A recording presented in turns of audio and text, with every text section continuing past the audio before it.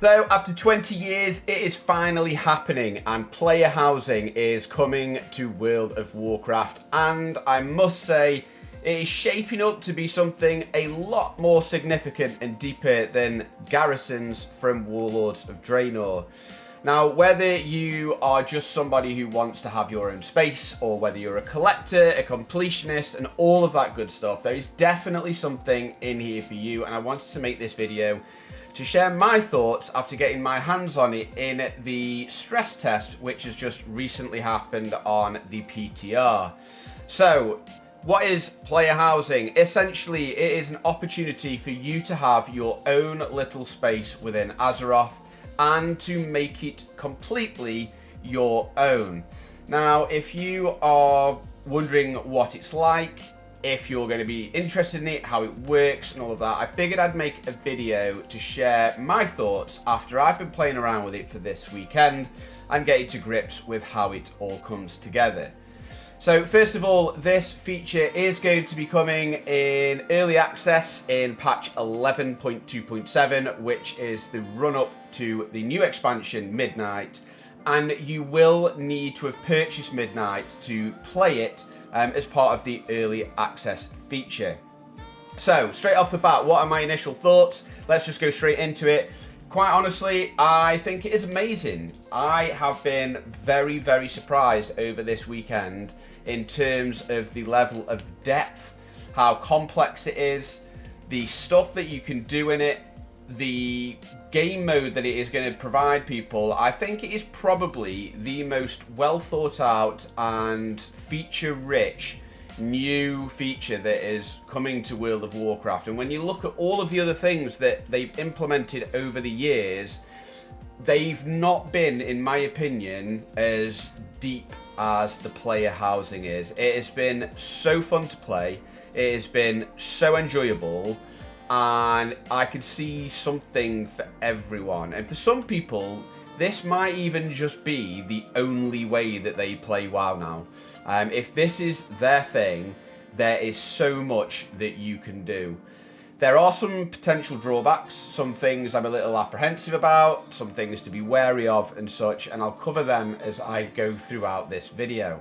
So, first of all, how does it work? Where do you pick your house and such? So, there are two areas at the moment. When it initially rolls out, there are going to be two areas depending on whether you are Horde or Alliance. Now, you will have your own neighborhood, and that is how they are referred to. And in the UI, you can go in and you can pick the neighborhood that you want to live in. Now, in Alliance, if you're an Alliance character, there is an island called Founder's Point, and for the Horde, there is something called Razorwind Shores. Now, personal preference, okay, the Alliance for me is the better, and purely on an aesthetic basis. I think that the Alliance side of things has a better neighborhood visually in terms of how the island looks. And also, I think the architecture of the houses looks better as well. That might be different for you. If you are more into the typical Horde aesthetics, think Orgrimmar and those types of buildings with the walls and the roofs and all of that good stuff, it might be your thing. But for me personally, I enjoyed the Alliance visuals a lot more. Now, when you first get your house, you will go into the new UI that has been created and you will find a plot. So a plot is somewhere within one of these islands, neighborhoods, where you can purchase a house. And this can be done in different ways. So your neighborhood can be like public and anybody can live there. Or if you want to go down the more social route, then you can absolutely do that, and you can do it with just your guilds, for instance, and have all of your friends, or a charter neighborhood. So your social friends that you're connected to on Battle.net and such can all be a part of. So there are different options, and then when you get in there as well and you click on one of the plots, you visit them, you can see where it's located. There's around 50 plots, I think, in each of the neighborhoods.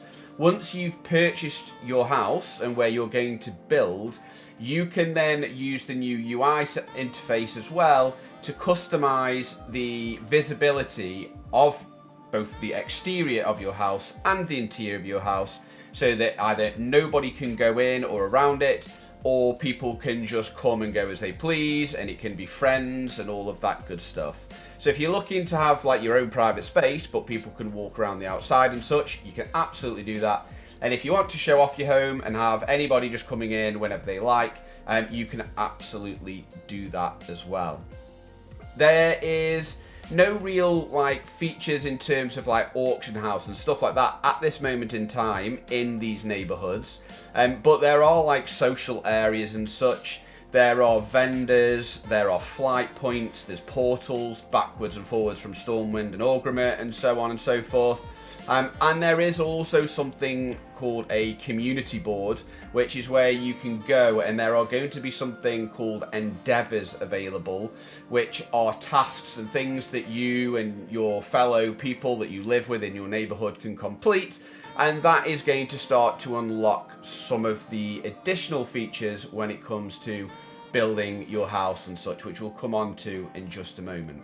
Now, all of this is viewable, findable and such from your neighborhood's own map. And there is also as I mentioned before, a new UI where it will show you your standing within the neighborhood.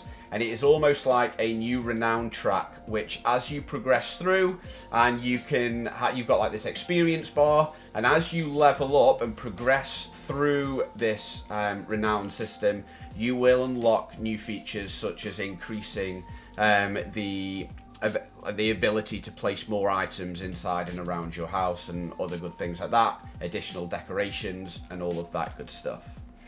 So that is how the neighborhoods work and how you find a plot. The one thing that I just really enjoyed about this as well was the ability to just fly around the island and just see what everybody else has created. Even in like the couple of days that people have been on over this weekend stress test, some people had just built some really cool looking houses. And then there's also like the things which are available on the island, like there's a huge lighthouse on one, the little like communal area and such. It's just really quite fun seeing what people have come up with. So that was quite enjoyable as well.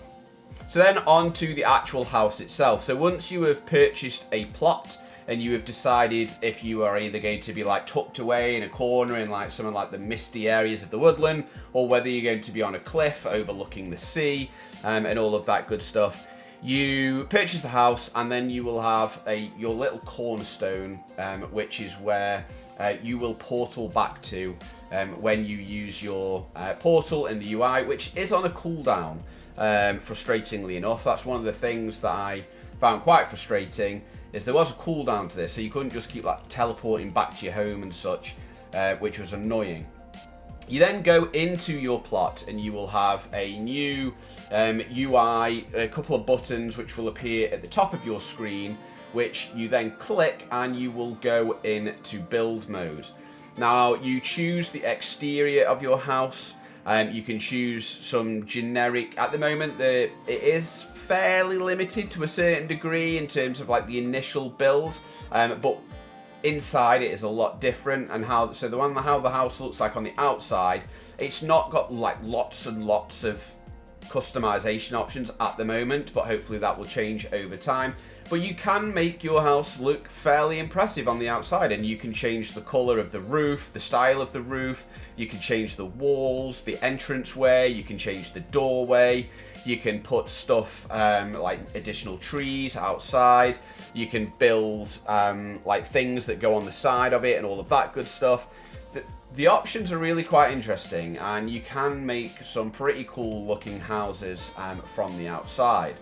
Now, one of the things which I've like really enjoyed about it is the level of customization in the decorations UI. So you do have this new UI where you can see all of the available decorations that you have. There are lots of decorations. However, they're not all available.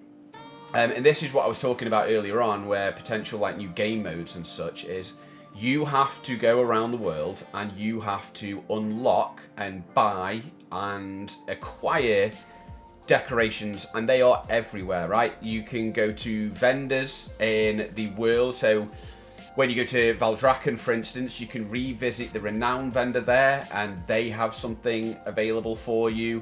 There are vendors all over the place, so you need to revisit all of the reputations that you've maxed out over the years of playing World of Warcraft, and there'll be stuff available to buy. There are decorations linked to achievements. Yeah, the old achievements are getting some, new achievements are coming to the game. There is just so much that you can go around and do. It will be a game mode for some people who like to go around and complete stuff. However, one of the frustrating things for other people might be the fact that they just want to put something in the house, and then it turns out that they've got to go and do this achievement to unlock it, and they haven't done it yet. So it isn't going to be as straightforward as you can just make your house look exactly as you want straight off the get-go, because the decorations aren't available, and that applies for stuff in and outside of the house. So that is something to bear in mind. Once you've got the outside of your house sorted and you're happy with that, you then move on to the inside. Now this is where the real detail and the complexity and all of that good stuff goes into. You go inside and you are greeted with a fairly standard rectangular shaped room. And as you start learning how to use the interface and you can start placing decorations, there are many ways in which that you can place them within your house. You can pick something, you can put it up on the wall, you can increase the scale of it, you can rotate it, you can add clipping so that you can push it further into the wall, or you can enable no clipping so that things just snap to it. There's a really useful grid that is activated so you can get like the position of items really accurate, and there's just so much options for you in here. And I was amazed at the level of detail that you could go into. Now you could start by expanding this, and when I started to like investigate this further, and I then went into the add room feature, the customization options is fantastic. I think you can add rooms onto each area, so of the walls of your house. There is a UI which will then allow you to pick the shape of the room. Do you want it to be like hexagonal? Do you want it to be a closet? Do you want it to be a square? Or do you want it to be a staircase on the left, on the right? And of course you don't need to have that pre-populated. You can just add a blank room, a square room, or whatever shape you want, and then you can like get fancy and build your own staircases, for instance. So your house, whilst it can look quite small on the outside, when you get in and you start customizing it and building it and fleshing it out, it is like your very own TARDIS, and you can have multiple floors with multiple rooms coming off, each with their own style, and each for their own purpose. So you could have a bedroom over one, you could have a war room in one, you could even create like your own little arena type thing and have like potential sparring, dueling areas and so on for your friends. I've seen people creating bars, real fancy libraries, for instance. And if you can absolutely do that, but you might not have the decorations that you need, and that is where the frustrations may come from, because you're going to have to actually go out and get them. Now, for some people, that's going to be brilliant. Yeah, it gives you something to do, it gives you something to chase, and again, it helps you really personalize your home. So there are the customization options are fantastic. Once you've then placed something in your house, you can then use the UI to change like the customization of it. So you can click on the walls and you can change the materials that your walls are made out of. You can change the style of them. You can change the color of them. So if you want like rough stone, you can have that. If you want polished marbles like you see in Silvermoon, you can have that. You can change the ceiling, the shape of it, the material that it's made out of, the floors. You can even go into items which you've hung on the walls, like paintings or rugs that you've put on the floor, or beds, for instance, and you have an option to change the colour through a new dye functionality. Now, I didn't have necessarily any dyes or the materials that you use, but again, you can't just change the colours randomly. You need to have items within your bags to then be able to use the dye system to change the colour of it. And there are multiple different like accents that you can change within each item, so it isn't just like everything changes to one colour.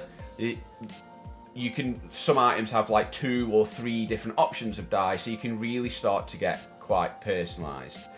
So this is what I mean by the level of depth in this feature. Is It's ridiculous for its first version. I was truly surprised. I think it is absolutely fantastic.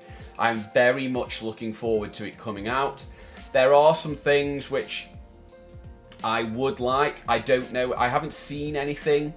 For instance, like if you kill like the mythic raid boss at the end, is that going to start dropping like a unique decoration which you can stick like either up in your home or on the outside? So if you kill Gallywix, for instance, while it was current, do you get like an item which you can like put outside your house, which you only get when you kill there?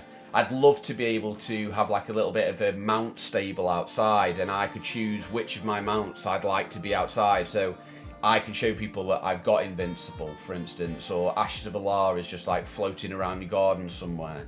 Those types of things to make it like really unique. I would really like to see something like that. I think you're going to be able to do something along those lines, and we haven't seen all of the decorations that are available, but yeah, it was really good, and I'm very impressed with it, and I cannot wait for it to come out in the live game so I could start to actually build something of my own and start to go around and collect things.